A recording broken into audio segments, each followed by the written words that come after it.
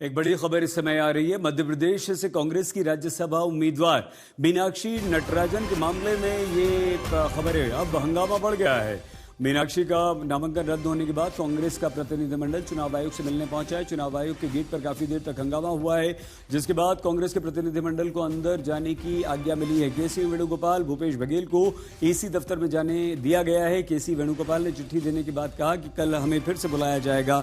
ये पूरा मामला राज्यसभा उम्मीदवारी को लेकर है। मध्य प्रदेश से मीनाक्षी नटराजन का नामांकन रद्द हो गया था, जिसके बाद अपना विरोध दर्ज करवाने कांग्रेस के ये नेता पहुंचे। सुनिए।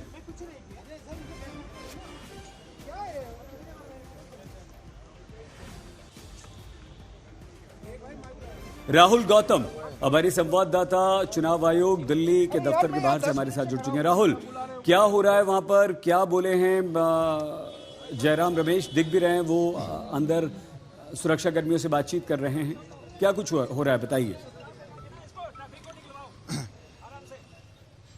देखिए, बहुत कुछ हुआ इस दरवाजे पर इलेक्शन कमीशन के, जहां पर मैं मौजूद हूं। धरने पर बैठ गए दो मौजूदा सांसद केसी वेणुगोपाल, जयराम रमेश, एक पूर्व मुख्यमंत्री भूपेश बघेल, एक पूर्व उप मुख्यमंत्री सचिन पायलट। और उनका साफ तौर पर यह कहना था कि जिस प्रकार से पर्चा खारिज किया गया है मीनाक्षी नटराजन का, वो पूर्ण तरीके से गैर कानूनी है। उनके ऊपर कोई एफआईआर दर्ज नहीं है, जैसा कि माहौल बनाया जा रहा है। और उसके बाद धरने पर बैठ गए, जमीन पर बैठ गए। काफी मान मनोबल के बाद उनको अंदर अलाउ किया गया। दो व्यक्ति अंदर गए, केसी वेणुगोपाल और भूपेश बघेल। अंदर मिलने के बाद जब वो बाहर आए, उन्होंने कहा कि अब हम कल दोबारा आएंगे, क्योंकि हमें कल सुना जाएगा इलेक्शन कमीशन के द्वारा। हमने उनसे पूछा कि क्या आपको कोई एश्योरेंस दिया गया है, तो उन्होंने कहा कि हमारी जो लड़ाई है वो जारी रहेगी, हमारा जो रोष प्रदर्शन है वो जारी रहेगा अगर हमारी बात नहीं सुनी जाएगी। तो फिलहाल तो वो जो मुलाकात होनी थी वो हो चुकी है, वो खत्म हो चुकी है। और अब धीरे धीरे करके नेता यहाँ से निकल रहे हैं। लेकिन एक बात राहुल, हम दोबारा आपके पास आएंगे। राहुल गौतम हमारे संवाददाता लगातार हमारे साथ बने रहेंगे। लेकिन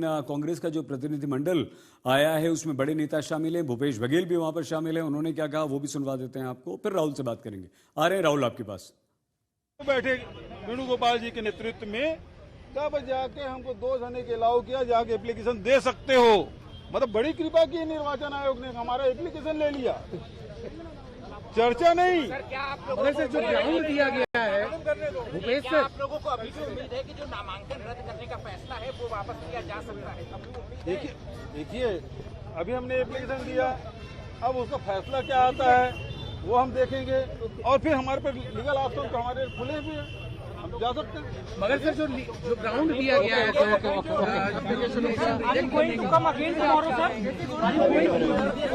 ക്യാൻസൽ ചെയ്യുക, ജനാധിപത്യം എത്രമാത്രം കൊല ചെയ്യപ്പെടുന്ന തെളിവാണ്. ഇതിനെതിരായി നിയമപരമായിട്ടും രാഷ്ട്രീയമായിട്ടും പോരാടും. ഒരു അപേക്ഷ കൊടുക്കാൻ പോലും അവർ തയ്യാറായില്ല. ഞങ്ങൾ കുത്തിയിരിക്കേണ്ടി വന്നു അകത്തുനിന്ന് കയറി കൊടുക്കാൻ. അപേക്ഷ സ്വീകരിച്ചു. ഇപ്പോൾ അത് കുത്തിയിരുന്നതിന് ശേഷം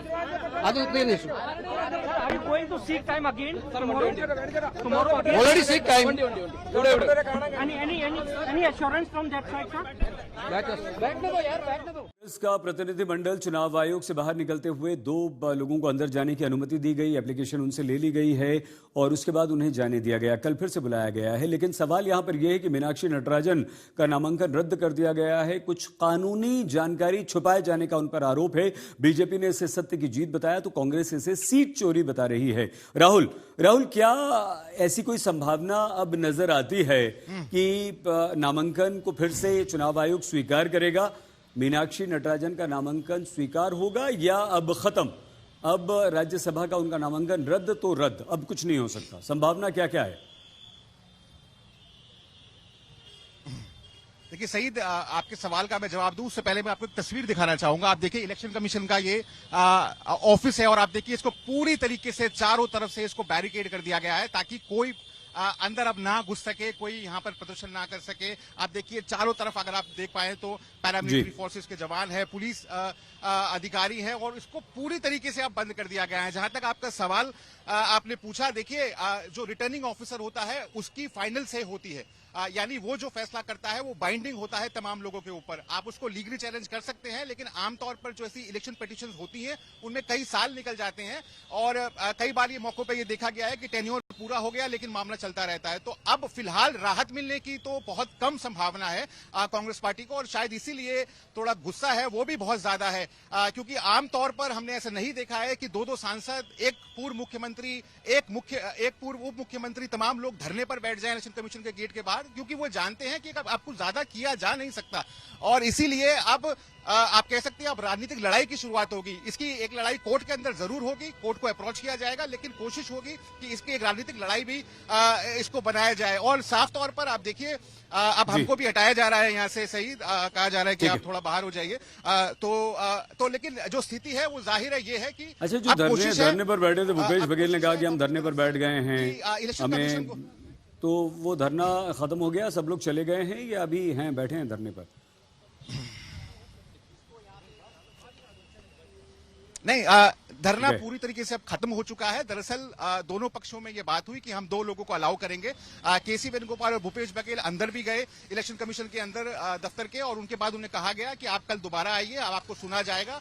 इलेक्शन कमीशन की जो कल की अब मुलाकात होगी, जब क्योंकि ये डेलीगेशन वापस लौटेगा और इनके पास बहुत सारी चीजें हैं कहने की। इनका साफ तौर पर यह कहना है कि कोई मुकदमा ही दर्ज नहीं है। जिस प्रकार के आरोप लगाए जा रहे हैं मीनाक्षी नटराजन के मामले में, मात्र एक डेफेमेशन नोटिस उनको मिला था। अच्छा ठीक है राहुल, हम आपसे ये समझना चाहते हैं, एफआईआर दर्ज नहीं है।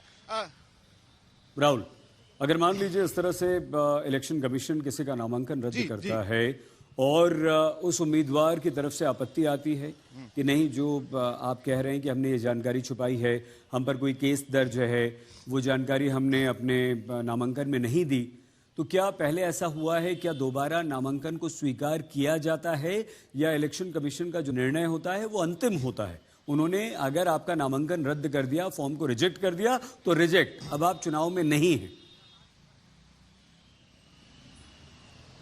देखिए, 2 तरह की गलतियां होती हैं। एक तो टाइपो एरर्स होते हैं जिसके लिए आमतौर पर आपको छूट दे दी जाती है। आरओ यानी रिटर्निंग ऑफिसर आपको कहता है कि आप इसको ठीक कर लीजिए। और दूसरा होता है जिसमें आप पर ये आरोप लगते हैं कि आपने चीजों को छुपाया। ये सेम आरोप मीनाक्षी नटराजन पर लगा कि उन्होंने हैदराबाद के अंदर एक जो मुकदमा दर्ज है उसको लेकर उन्होंने चीजों को छुपाया। हालांकि कांग्रेस ने इस पूरे आरोप को खारिज कर दिया। उनका साफ तौर पर कहना है कि कोई मुकदमा दर्ज नहीं है। लेकिन क्योंकि जो ऑफिसर होता है, जो पूरी चीजों को मैनेज कर रहे होते हैं, वही उन्हीं का फाइनल से होता है और वो लीगली बाइंडिंग होता है। आपके पास कोर्ट का रास्ता खुला हुआ है।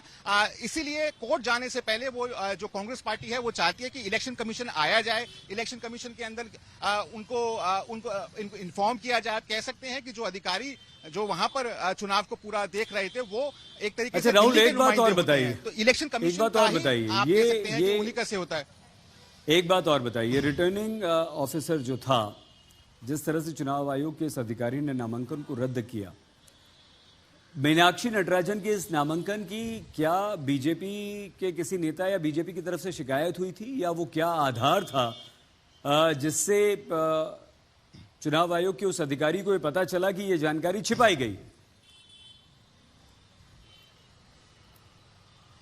देखिए, बाकायदा बीजेपी के एक नेता है मध्य प्रदेश के, उन्होंने इस बात को लेकर आपत्ति जताई थी कि जो मीनाक्षी नटराजन है उन्होंने कुछ जो चीजें हैं वो छुपा ली हैं, उसमें एक आपराधिक मामला है वो उन्होंने नहीं बताया है। बाकायदा एक लेटर सर्कुलेट हो रहा है जिसमें उन्होंने पूरी तरीके से तमाम चीजों का ब्यौरा दिया है। बहुत धन्यवाद राहुल आपका। एक कोर्ट केस चल रहा है मीनाक्षी नटराजन का, जिस कारण रिटर्निंग ऑफिसर का कहना है कि यह नामांकन हमने रद्द किया गया। बीजेपी की शिकायत के बाद कांग्रेस का प्रतिनिधिमंडल वहां पर पहुंचा।